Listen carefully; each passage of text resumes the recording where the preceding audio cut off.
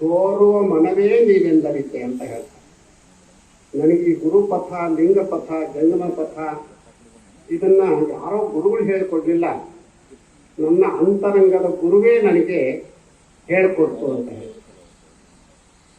ಹೀಗೆ ಬಸವಣ್ಣನವರು ತಮ್ಮ ಅಂತರಂಗದ ಅರಿವನ್ನೇ ಗುರು ಮಾಡಿಕೊಂಡ್ರು.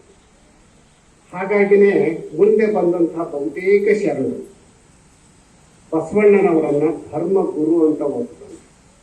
ಬಸವಣ್ಣವರೆಲ್ಲೂ ನಾನು ಧರ್ಮಗುರು ಅಂತ ಹೇಳ್ಕೊಳ್ಳಿಲ್ಲ. ಅನುಭಾವಿ ಅಲ್ಲೋನ್ ಪ್ರಭುದೇವರು ಹೇಳ್ತಾರೆ, ಬಸವಣ್ಣ ಮಾತಾಡೋದು ಕಷ್ಟ. ಬಸವಣ್ಣ ಎನಗೆಯೂ ಗುರು, ನಿನಗೆಯೂ ಗುರು, ಜಗವೆಲ್ಲಕ್ಕೆಯೂ ಗುರು ಕಾಣ ಗುಹೇಶ್ವರ ಅಂತ ಹೇಳಿ. ಬಸವಣ್ಣ ಕೇವಲ ನನಗೆ ನಿನಗೆ ಅಷ್ಟೇ ಅಲ್ಲಪ್ಪ, ಇಡೀ ವಿಶ್ವಕ್ಕೆ ಗುರು ಆಗುವಂಥ ಅರ್ಹತೆಯನ್ನು ಹೊಂದಿದಂಥವ್ರು ಅಂತ ಹೇಳಿ ಗುರುತ್ವವನ್ನು ಕರುಣಿಸ್ತಾರೆ. ಅಕ್ಕ ಮಹಾದೇವಿ ಆಗ್ತಾರೆ ಅಂಥದೇ ಮಾತನ್ನು ಹೇಳ್ತಾರೆ, ಚನ್ನಬಸವಣ್ಣ ಹೇಳ್ತಾರೆ. ವಚನಗಳ ದೊಡ್ಡ ದಾಖಲೆಯೇ ನನಗೆ ಸಿಗುತ್ತೆ. ಇನ್ನು ಬಸವಣ್ಣವರು ಕಾಯಕದ ಜೊತೆಗೆ ಜಾರಿಯಲ್ಲಿ ತಂದದ್ದು ದಾಸೋಹ ತತ್ವ ಅಂತ ಹೇಳಿದ್ವಿ ನಾವು. ದಾಸೋಹ ಅಂದ ತಕ್ಷಣ ಈ ಕಾರ್ಯಕ್ರಮ ಮುಗಿದಷ್ಟು ಪ್ರಸಾದ ಮಾಡ್ತೇವಲ್ಲ, ಅದಲ್ಲ. ನಾನು ಕಾಯಕದಿಂದ ಏನು ಸಂಪಾದನೆ ಮಾಡ್ತಾನೋ ಆ ಸಂಪಾದನೆ ನನ್ನೊಬ್ಬನದೇ ಅಲ್ಲ. ನಾನು ಸಂಪಾದನೆ ಮಾಡಲಿಕ್ಕೆ ಅನೇಕ ರೀತಿಯ ಜನ ಸಹಕಾರವನ್ನು ಪ್ರತ್ಯಕ್ಷವಾಗಿಯೋ ಪರೋಕ್ಷವಾಗಿಯೋ ನೀಡಿರ್ತಾರೆ. ಹಾಗಾಗಿ ನನಗೆ ಎಷ್ಟು ಬೇಕೋ ಅಷ್ಟು ಇಟ್ಕೊಂಡು ಉಳಿದದ್ದನ್ನು ಸಮಾಜದ ಸತ್ಕಾರ್ಯಗಳಿಗೆ ಉಚಿತವಾಗಿ ಕೊಡುವಂಥದ್ದನ್ನು ಅವರು ದಾಸೋಹ ಅಂತ ಕರೀತಾರೆ. ಅಲ್ಲಿ ಸಂಗ್ರಹ ಪ್ರವೃತ್ತಿಗೆ ಅವಕಾಶ ಇಲ್ಲ. ಹಾಗಾಗಿ ಬಸವಣ್ಣವರು ತನ್ನ ವಚನದಲ್ಲಿ ಹೇಳ್ತಾರೆ, ಸೀರೆಯೊಳಗೊಂದೆಳೆಯ, ವಸ್ತ್ರದೊಳಗೊಂದೆಳೆಯ, ಹೊನ್ನಿನೊಳಗೊಂದೊರೆಯ, ಎಂದಿಂಗೆ ನಾಳಿಂಗೆ ಬೇಕೆಂದ ನಾದಡೆ ತಲೆದಂಡ ತಲೆದಂಡ ಅಂತ ಹೇಳ್ತಾರೆ. ಕೂಡಿಡುವಂಥ ಪ್ರವೃತ್ತಿ ಅವ್ರಿಗೆ ಇರಲಿಲ್ಲ. ಅದಕ್ಕಿಂತ ಬಹಳ ಮುಖ್ಯವಾದದ್ದು ಕಾಯಕ ದಾಸೋಹ ತತ್ವ ಇದ್ದರೆ ಸಾಕೆ ಅಂತ ಪ್ರಶ್ನೆ ಹಾಕಿದರೆ, ಅದರ ಜೊತೆಗೆ ಆತ್ಮ ಸಾಕ್ಷಾತ್ಕಾರಕ್ಕಾಗಿ ಶಿವಯೋಗದ ಸಾಧನೆಯನ್ನು ಮಾಡಬೇಕು ಅಂತ ಹೇಳಿ ಯೋಗ್ಯ ಗುರುವಿನಿಂದ ಇಷ್ಟಲಿಂಗ ದೀಕ್ಷೆಯನ್ನು ಪಡೆದು ತನ್ನ ದೇವರನ್ನು ತಾನೇ ಮುಟ್ಟಿ ಪೂಜೆ ಮಾಡಬೇಕು. ಈಗ ನೋಡಿ, ಇವತ್ತಿನ ದಿನಮಾನಗಳಲ್ಲೂ ಕೂಡ ಕೆಲವು ದೇವಸ್ಥಾನಗಳಲ್ಲಿ ಎಲ್ಲರಿಗೂ ಪ್ರವೇಶದ ಅವಕಾಶವಿಲ್ಲ. ಆಗ ಬಸವಣ್ಣವರು ಇಂಥದನ್ನು ಅಲ್ಲಿ ನೋಡಿದ್ದು. ಹಾಗಾಗಿ ಅವ್ರು ಹೇಳ್ತಾರೆ, ಉಳ್ಳವರು ಶಿವಾಲಯವ ಮಾಡುವರು, ನಾನೇನು ಮಾಡಲಿ ಬಡವನಯ್ಯ, ಎನ್ನ ಕಾಲೇ ಕಂಬ, ದೇಹವೇ ದೇಗುಲ, ಶಿರವನ್ನ ಕಳಶ, ಸ್ಥಾವರ ಕಳಿವುಂಟು, ಜಂಗಮ ಕಳಿವಿಲ್ಲ.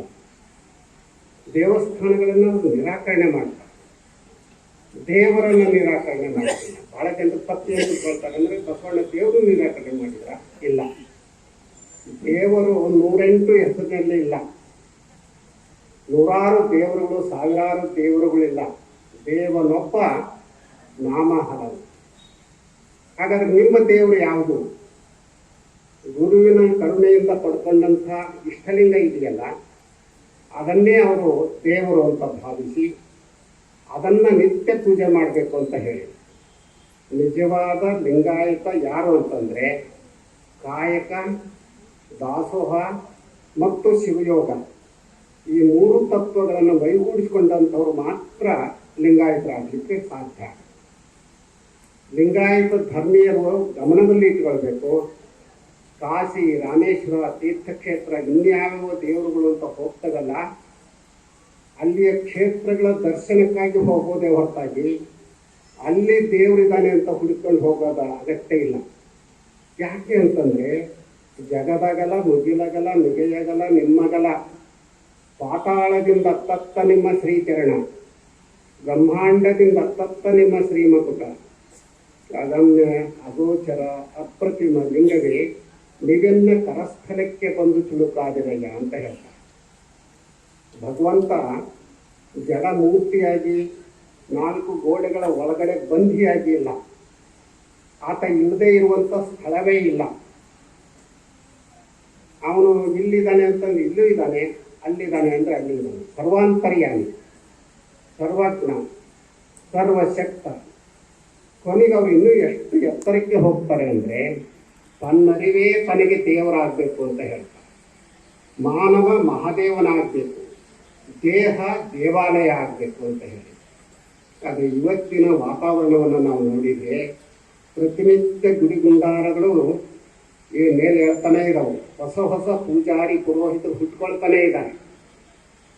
ಅದಕ್ಕಾಗಿ ನಮ್ಮ ಬಸವಣ್ಣವ್ರು ಹೇಳಿದರು, ತನ್ನಾಶ್ರಯದ ರತಿ ಸುಖವ ತಾನೊಂಬ ಊಟವ ತಾ ಮಾಡಬೇಕಲ್ಲದೆ ಅನ್ಯರ ಕೈಯಿಂದ ಮಾಡಿಸಬಹುದೇ ಅಂತ ಕೇಳ್ತಾರೆ. ನನಗೆ ಹಸಿವಾಗಿದೆ ಅಂದರೆ ನಾನೇ ಊಟ ಮಾಡಬೇಕು, ನನಗೆ ಕಾಯಿಲೆ ಆಗಿದೆ ಅಂದರೆ ನಾನೇ ವೈದ್ಯರನ್ನು ಕಾಣಬೇಕು. ಅದರ ಬದಲಾಗಿ ಇನ್ನೊಬ್ಬರಿಗೆ ಆ ಕೆಲಸ ನಿರ್ವಹಿಸಿದರೆ ನನ್ನ ಹಸಿವು ಹಿಂಗಲಿಕ್ಕೆ, ನನ್ನ ರೋಗ ವಾಸಿಯಾಗಲಿಕ್ಕೆ ಸಾಧ್ಯ ಇಲ್ಲ. ಇದರ ಜೊತೆಯಲ್ಲಿ ಈ ಲಿಂಗ ಮುಟ್ಟಿದ ಕಾರಣಕ್ಕಾಗಿ ಆ ವ್ಯಕ್ತಿ ಪೂರ್ವಜನ್ಮವನ್ನು ಕಳ್ಕೊಂಡು ಪುನರ್ಜಾತನಾಗ್ತಾನೆ. ಹಾಗಾಗಿನೇ ಅಕ್ಕ ಮಹಾದೇವಿ ಹೇಳ್ತಾಳೆ, ನರಜನ್ಮವ ತೊಡೆದು ಹರಜನ್ಮವ ಮಾಡಿದ ಗುರುವೆ.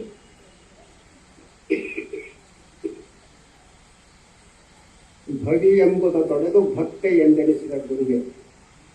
ನೋಡಿ, ಆ ಮಾತುಗಳನ್ನು ಹೇಗೆ ಹೇಳಿದ್ದಾರೆ ಅನ್ನೋದನ್ನು ಗಮನಿಸಬೇಕು.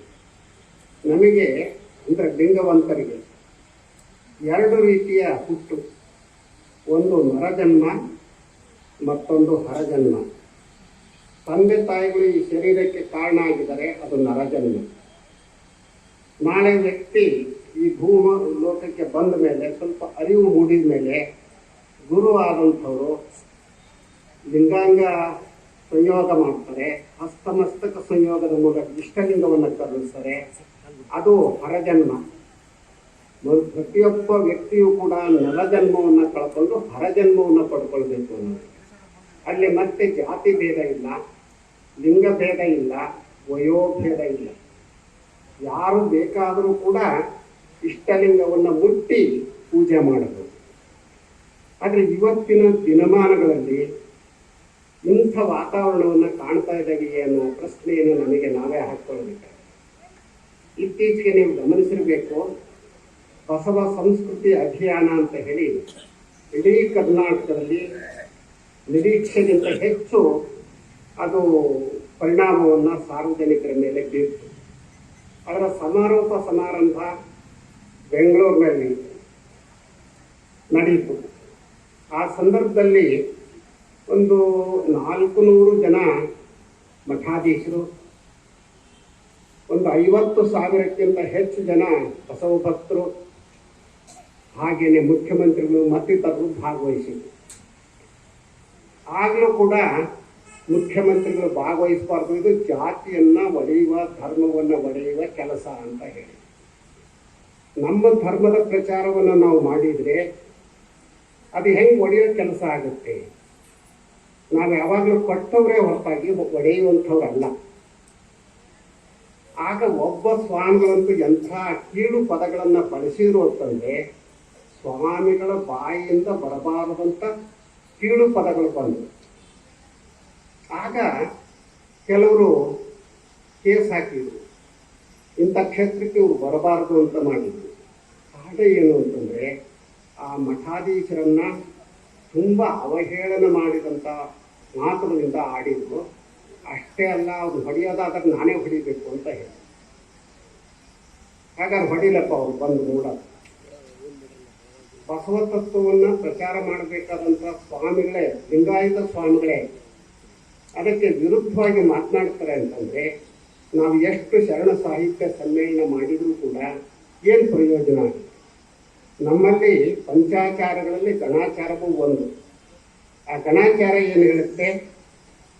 ಧರ್ಮಕ್ಕೆ ಧಕ್ಕೆ ಬಂದರೆ, ತತ್ವಗಳಿಗೆ ಧಕ್ಕೆ ಬಂದರೆ ಹೋರಾಟ ಮಾಡಬೇಕು, ಪ್ರತಿಭಟನೆ ಮಾಡಬೇಕು ಅಂತ ಹೇಳಿ. ಆದರೆ ಅದು ಹಿಂಸಾತ್ಮಕವಾಗಿ ಅಲ್ಲ. ದಯವಿಲ್ಲದ ಧರ್ಮ ಅದೇ ಉದಯ ಅನ್ನೋ ಹಾಗೆ ದಯೆಯ ಮೂಲಕವೇ ನಮ್ಮ ಪ್ರತಿಭಟನೆ ಇರಬೇಕು ಅನ್ನೋಂಥದ್ದನ್ನು ಶರಣ ತತ್ವ ನಮಗೆ ಕಲಿಸ್ಕೊಟ್ಟಿದೆ. ಹೀಗೆ ಹೇಳ್ತಾ ಹೋದರೆ ಇನ್ನೂ ಅನೇಕ ವಿಚಾರಗಳನ್ನು ಹೇಳಬಹುದು. ನಮ್ಮ ವಿಚಾರಗಳನ್ನು ನಾವು ಸಂಕ್ಷಿಪ್ತವಾಗಿ ಒಂದು ಪುಟ್ಟ ಕೃತಿಯಲ್ಲಿ ಬರೆದಿದ್ದೇವೆ. ಅದನ್ನು ಓದಲಿಕ್ಕೆ ಆಗಲ್ಲ, ಕಾಲದ ಮಿತಿ, ಜೊತೆಗೆ ನಮ್ಮ ಗಂಟಲಿನ ಅನಾರೋಗ್ಯ. ಕಳೆದ 3-4 ದಿನಗಳಿಂದ ನಾವು ಹಾಸಿಗೆ ಬಿಟ್ಟು ಮೇಲೇ ಎದ್ದಿರಲಿಲ್ಲ. ಇವತ್ತು ಬೆಳಗ್ಗೆ ಹೊರಡೋಕ್ಕಿಂತ ಪೂರ್ವದಲ್ಲಿ ಬಟ್ಟೆ ಹಾಕ್ಕೊಳ್ಳೋಣ ಅಂತಂದು ತಲೆ ಚಕ್ರ ಬಂತು. ಬಿಟ್ಟು ಬಿಡಬೇಕು ಕಾರ್ಯಕ್ರಮ ಅಂತ ಆಲೋಚನೆ ಮಾಡಿದ್ವಿ. ಆದರೆ ಇದು ಶರಣರ ಕಾರ್ಯಕ್ರಮ. ನನಗೆ ಅನಾರೋಗ್ಯ ಆದರೆ ಅವರೇ ತಿದ್ದುತ್ತಾರೆ. ನನಗೆ ಬಸವ ಭಕ್ತಿ ಇದೆ, ಆ ಕಾರಣದಿಂದ ನಾವು ಹೋಗಲೇಬೇಕು ಅಂತ ಹೇಳಿ ಇಲ್ಲಿ ಬಂದು ಅವರೆಲ್ಲ ಸ್ವಾಗತ ಮಾಡಿಕೊಂಡಾಗ ಯಾರ ಹತ್ರ ನಾವು ಮಾಡಲಿಲ್ಲ. ಅವ್ರಿಗನ್ಸಿರ್ಬೇಕು, ಯಾಕೆ ಸ್ವಾಮಿಗಳು ತುಂಬ ಮೌನವಾಗಿ ಇದ್ದಾರಲ್ಲ ಅಂತ. ಬಹಳ ಅದ್ಧೂರಿಯಾಗಿ ಜಾನಪದ ಮೇಳಗಳ ಜೊತೆಗೆ ಹೆಣ್ಣುಮಕ್ಕಳು ಈ ಡೊಳ್ಳು ಬಡಿತಾ, ಗಂಡು ಮಕ್ಕಳು ವೀರಗಾಸಿಯ ಆ ಚಮಾಳ ನುಡಿಸ್ತಾ, ಒಬ್ರಿಗಿಂತ ಒಬ್ಬರು ಬಹಳ ಅರ್ಥಪೂರ್ಣವಾಗಿ ನಮ್ಮನ್ನು ಸ್ವಾಗತ ಮಾಡಿಕೊಂಡು ಇಲ್ಲಿಗೆ ಕರ್ಕೊಂಡು ಬಂದ ಮೇಲೆ ಇಷ್ಟು ಮಾತಾಡಿದ್ದೀವಿ ಅಂತಂದರೆ ಅದು ಬಸವಣ್ಣನವರ ಪ್ರೇರಣೆ ಅಂತಲೇ ನಾವು ಭಾವಿಸ್ಕೊಳ್ತೇವೆ. ಈ ಸಮ್ಮೇಳನ ಕೇವಲ ಒಂದು ಸಮ್ಮೇಳನ ಆಗದೆ ನಿಮ್ಮಲ್ಲಿ ಜಾಗೃತಿಯನ್ನು ಮೂಡಬೇಕು, ಅರಿವು ಆಚಾರ ಒಂದಾಗಬೇಕು.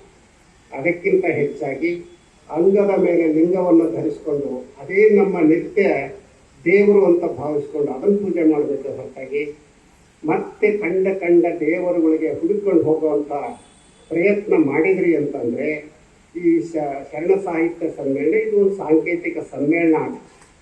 ಹಾಗಾಗದೆ ಅಲ್ಲಮ ಪ್ರಭುದೇವರು ಹೇಳ್ತಾರೆ, ಕಲ್ಲ ಮನೆಯ ಮಾಡಿ ಕಲ್ಲ ದೇವರ ಮಾಡಿ ಕಲ್ಲ ಮೇಲೆ ಕಲ್ಲ ಕೆಡದರೆ ದೇವರೆತ್ತ ಹೋದನು ಅಂತ ಕೇಳ್ತಾರೆ. ನೀವು ದೇವಾಲಯ ಮಾಡೋದು ಯಾವುದರಿಂದ? ಕಲ್ಲುಗಳಿಂದ. ದೇವರು ಮಾಡೋದು ಯಾವುದರಿಂದ? ಕಲ್ಲುಗಳಿಂದ.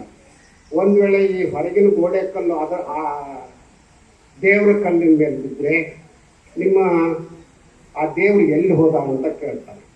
ಲಿಂಗ ಪ್ರತಿಷ್ಠೆಯ ಮಾಡುವವನಿಗೆ ನಾಯಕ ನರಕ ಅಂತ ಹೇಳ್ತಾರೆ. ಅಷ್ಟೇ ಅಲ್ಲ, ಅವರು ವೇದ ಶಾಸ್ತ್ರ ಆಗಮ ಇತ್ಯಾದಿಗಳನ್ನು ನಿರಾಕರಣೆ ಮಾಡ್ತಾರೆ. ವೇದವೆಂಬುದು ಓದಿನ ಮಾತು, ಪುರಾಣವೆಂಬುದು ಪುಂಡರ ಗೋಷ್ಠಿ, ತರ್ಕವೆಂಬುದು ತಗರ ಹೋರಕೆ. ಹೀಗೆ ಆ ಮಾತುಗಳನ್ನು ಹೇಳ್ತಾ ಹೋಗ್ಬಿಟ್ರೆ ಎಂಥವ್ರಿಗೂ ಕೂಡ ಬಸವ ತತ್ವ ಎಷ್ಟು ಬಂಡಾಯ ಪ್ರಜ್ಞೆಯನ್ನು ಸಮಾಜದಲ್ಲಿ ಮೂಡಿಸಿದೆಯಲ್ಲ ಅಂತ ಗೊತ್ತಾಗುತ್ತೆ. ಆದರೆ ಇನ್ನೂ ಕೂಡ ನಮ್ಮಲ್ಲಿ ಜಾಡ್ಯತೆ ಕಳ್ಕೊಂಡು ಹೋಗ್ತಾ ಇಲ್ಲ. ಹಾಗಾಗಿ ನಾವು ಆರಂಭದಲ್ಲಿ ಹೇಳಿದ್ದು ನೈತಿಕ ಜಾಡ್ಯ ಆವರಿಸಿದೆ ಅಂತ. ಆ ನೈತಿಕ ಜಾಡ್ಯದಿಂದ ಮನುಷ್ಯ ಹೊರಬರಬೇಕು ಅಂತಂದರೆ ಶರಣ ತತ್ವವನ್ನು ಯಥಾವತ್ತಾಗಿ ಅರ್ಥ ಮಾಡಿಕೊಂಡು ಆಚರಣೆಯಲ್ಲಿ ತರುವಂಥ ಪ್ರಾಮಾಣಿಕ ಪ್ರಯತ್ನವನ್ನು ಮಾಡಬೇಕಾಗಿದೆ. ಅದು ನಮಗಾಗಿ ನಾವು ಮಾಡ್ಕೊಳ್ಳೋದೇ ಹೊರತಾಗಿ ಶರಣರಿಗಾಗಿ ನಾವೇನೋ ಮಾಡ್ತೀವಿ ಅಂತಲ್ಲ. ಶರಣರಿಗೆ ಏನು ಮಾಡಬೇಕು ಅನ್ನೋದನ್ನು ನಾವು ಮಾಡಿ ಸಮಾಜಕ್ಕೆ ಕೊಟ್ಟು ಹೋಗಿದ್ದಾರೆ, ಅದನ್ನು ನಾವು ಮುಂದುವರಿಸ್ಕೊಂಡು ಹೋಗಬೇಕು ಅನ್ನೋದನ್ನು ಸೂಚ್ಯವಾಗಿ ಹೇಳ್ತಾ ನಮ್ಮ ಪರಿಚಯವನ್ನು ಮಾಡ್ತಾ, ಹಾವೇರಿ ಜಿಲ್ಲೆಯ ರಾಣೆಬೆನ್ನೂರು ತಾಲೂಕಿನ ಹೆಡಿಯಾಲ ಗ್ರಾಮದಲ್ಲಿ ನಮ್ಮ ಜನನ 1951 ಸೆಪ್ಟೆಂಬರ್ 4ರಂದು ನಡೀತು ಅನ್ನೋದನ್ನು ಸೂಚ್ಯವಾಗಿ ಹೇಳಿದರು. ಬಹುಶಃ ನಿಮ್ಮ ತಾಲೂಕಿನವರು ಅನ್ನೋ ಕಾರಣಕ್ಕೆ ಅಧ್ಯಕ್ಷನಾಗಿ ಮಾಡಿದ್ರೇನೋ ಗೊತ್ತಿಲ್ಲ. ನಾವು ಯಾವುದೋ ಒಂದು ತಾಲೂಕಿನವರಲ್ಲ. ಬಸವ ಪ್ರೇಮ ಎಲ್ಲಿದೆಯೋ ಅದು ಎಲ್ಲ ನಮ್ಮದೇ. ಅದು ಕೇವಲ ರಾಣೆಬೆನ್ನೂರು ತಾಲೂಕು, ಧಾರವಾಡ ಜಿಲ್ಲೆ, ಹಾವೇರಿ ಜಿಲ್ಲೆ, ಕರ್ನಾಟಕ, ಭಾರತ ಅಲ್ಲ, ಇಡೀ ವಿಶ್ವವೇ ನಮ್ಮ ಜನ್ಮ ಸ್ಥಾನ ಅಂತ ನಾವು ಭಾವಿಸ್ತೀವಿ. ಹಾಗಾಗಿ ಅಂಥ ವಿಶ್ವ ತತ್ವವನ್ನು ಸಮಾಜ ಬಾಂಧವರು ತಮ್ಮ ಬದುಕಿನಲ್ಲಿ ಮೈಗೂಡಿಸಿಕೊಂಡಂತೆ ಆಗಲಿ, ಇಂಥ ಒಂದು ಅಪರೂಪದ ಸಮ್ಮೇಳನವನ್ನು ಏರ್ಪಡಿಸಿದಂಥ ಶರಣ ಸಾಹಿತ್ಯ ಪರಿಷತ್ತಿನ ಸ್ಥಳೀಯ ಪದಾಧಿಕಾರಿಗಳಿಗೆ ವಿಶೇಷವಾದ ಗೌರವವನ್ನು ಸಲ್ಲಿಸಲಿಕ್ಕೆ ಇಷ್ಟಪಡ್ತೇನೆ. ಬಸವರಾಜ್ ಪಾಟೀಲ್ ಮತ್ತಿತರರು ಸಾಣೆಹಳ್ಳಿ ಬಂದು ನಮ್ಮನ್ನು ಆಹ್ವಾನ ಮಾಡಿದಾಗ ಬೇರೆ ಯಾರಾದ್ರೂ ಅಧ್ಯಕ್ಷ ಮಾಡಿ ನಮ್ಮನ್ನ ಯಾಕೆ ಮಾಡ್ತೀರಿ ಅಂತ ಹೇಳಿದ್ವಿ. ಆಗ ಅವರ ಪ್ರೀತಿ ಒತ್ತಾಯಕ್ಕೆ ನಿರಾಕರಣೆ ಮಾಡಲಾಗದೆ ಅನಾರೋಗ್ಯ ಇದ್ದರೂ ಕೂಡ ನಾವಿವತ್ತು ಬಂದಿದ್ದೀವಿ. ಇನ್ನೂ ಅನೇಕ ಮಾತುಗಳನ್ನು ಹೇಳಬೇಕು ಅನಿಸ್ತಾ ಇದ್ರೂ ಕೂಡ ನಮ್ಮ ಧ್ವನಿ ಅನುಮತಿ ಕೊಡದೇ ಇರೋದ್ರಿಂದ ನಮ್ಮ ನಂತರ ಪೂಜ್ಯ ಸ್ವಾಮೀಜಿಯವರು ನನಗಿಂತ ಚೆನ್ನಾಗಿ ಮಾತನಾಡ್ತಾರೆ. ಅವರ ಮಾತುಗಳನ್ನು ಕೂಡ ಎಲ್ಲರೂ ಕೇಳೋಣ ಅಂತ ಹೇಳಿ ಈ ಪದಾಧಿಕಾರಿಗಳಿಗೆ ಶುಭವನ್ನು ಹಾರೈಸಿ ನೀವೆಲ್ಲರೂ ಇಷ್ಟಲಿಂಗ ನಿಷ್ಠಾವಂತರಾಗ್ರಿ, ವಚನಗಳನ್ನು ಅಧ್ಯಯನ ಮಾಡಿರಿ, ನಿಮ್ಮ ಮಕ್ಕಳಿಗೂ ಕೂಡ ವಚನವನ್ನು ಕಲಿಸ್ಕೊಡಿ. ಯಾಕೆಂದ್ರೆ ನಾವು ಸಂಸ್ಕಾರವನ್ನು ನಾವಿಟ್ಕೊಂಡ್ರೆ ನಮ್ಮ ಮಕ್ಕಳಿಗೆ ಕಲಿಸೋಕ್ಕೆ ಸಾಧ್ಯ. ನಾವೇ ಸಂಸ್ಕಾರದಿಂದ ವಂಚಿತರಾದರೆ ಮಕ್ಕಳಿಗೆ ಏನು ನಾವು ಬದಲಾವಣೆ ತರಲಿಕ್ಕೆ ಸಾಧ್ಯ. ಹಾಗಾಗಿ ನೀವೆಲ್ಲರೂ ಕೂಡ ಹಣೆ ಮೇಲೆ ವಿಭೂತಿಯನ್ನು ಧರಿಸ್ಕೊಳ್ಳುವಂಥದ್ದು, ಕೊರಳಲ್ಲಿ ರುದ್ರಾಕ್ಷಿಯನ್ನು ಹಾಕ್ಕೊಳ್ಳುವಂಥದ್ದು, ಬಾಯಲ್ಲಿ ಮಂತ್ರ ಅಂದ್ಕೊಂಡೆ ಮತ್ತೆ ಬೇರೆ ಕಡೆ ಹೋಗ್ಬೇಡಿ. ನೀವು ವಚನಗಳನ್ನೇ ನಾವು ಮಂತ್ರ ಅಂತ ಭಾವಿಸ್ಕೊಳ್ಳೋಣ. ಆ ವಚನಗಳನ್ನೇ ಹೇಳೋವಂಥದ್ದು, ವಚನಗಳನ್ನು ಹೇಳೋದಷ್ಟೇ ಅಲ್ಲ ಬಾಳುವುದು. ಹೇಳೋರು ಬೇಕಾದಷ್ಟು ಜನ ಇದ್ದಾರೆ, ಬಾಳೋವಂಥವ್ರು ಕಡಿಮೆ ಆದ್ದಾರೆ.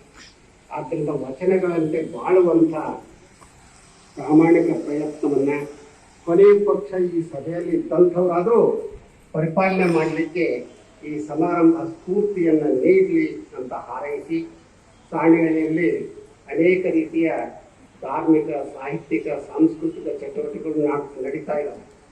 ಈಗ ಅಲ್ಲಿ ಲಿಂಗಾಯತರ ನಿಜಾಚರಣೆಗಳ ಬಗ್ಗೆ ಒಂದು ವಿಶೇಷ ಕಮ್ಮಟ 27ರಿಂದ ನಡೀತಾ ಇದೆ. ಆ ಕಮ್ಮಟದಲ್ಲೂ ಕೂಡ ನಾವು ಭಾಗವಹಿಸ್ತಿಲ್ಲ, ಪೂರ್ತಿ ಹಾಸಿಗೆ ಮೇಲೆ ಇದ್ವಿ. ಇವತ್ತು ಮಾತ್ರ ಬೆಳಗ್ಗೆ ಎದ್ದು ಬಂದಿದ್ದೇವೆ ಅನ್ನೋದನ್ನು ಸೂಚ್ಯವಾಗಿ ಹೇಳ್ತಾ ಮತ್ತೊಮ್ಮೆ ಎಲ್ಲರಿಗೂ ಶುಭವನ್ನು ಕೋರಿ, ಇದೇ ತಿಂಗಳು 31ನೇ ತಾರೀಕು ಪ್ರತಿ ವರ್ಷ ನಮ್ಮಲ್ಲಿ ವರ್ಷದ ಹರ್ಷ ಅಂತ ನಡೆಯುತ್ತೆ. ಹೊಸ ವರ್ಷವನ್ನು ಯಾರ್ಯಾರು ಹೇಗೆ ಬರಮಾಡಿಕೊಳ್ತಾರೋ ನಿಮಗೆ ಬಿಟ್ಟಿತ್ತು. ಆದರೆ ನಮ್ಮಲ್ಲಿ ಸಾಹಿತ್ಯ, ಸಂಗೀತ, ಕಲೆ, ನಾಟಕಗಳ ಮೂಲಕ ಆ ಹೊಸ ವರ್ಷವನ್ನು ಬರಮಾಡಿಕೊಳ್ಳಲಾಗುತ್ತೆ. ಈ ವರ್ಷವೂ ಕೂಡ ಅಂಥ ಒಂದು ವಿಶೇಷ ಕಾರ್ಯಕ್ರಮ 31ನೇ ತಾರೀಕು ಸಂಜೆ 6 ಗಂಟೆಯಿಂದ ಪ್ರಾರಂಭ ಆಗುತ್ತೆ. 5 ಗಂಟೆಯಿಂದಲೇ ಅಂತ ತೀರ್ಮಾನ ಮಾಡಿದ್ದೀನಿ. ಕಾರಣ ಇಟ್ಟೆ ಇದು ಚಳಿ ತುಂಬ ಇರೋದ್ರಿಂದ ಇನ್ವಿಟೇಷನ್ನಲ್ಲಿ 6 ಗಂಟೆ ಅಂತ ಇದ್ರೂ ಕೂಡ ಕಾರ್ಯಕ್ರಮ ಪ್ರಾರಂಭ ಆಗೋದು 5 ಗಂಟೆಗೆ.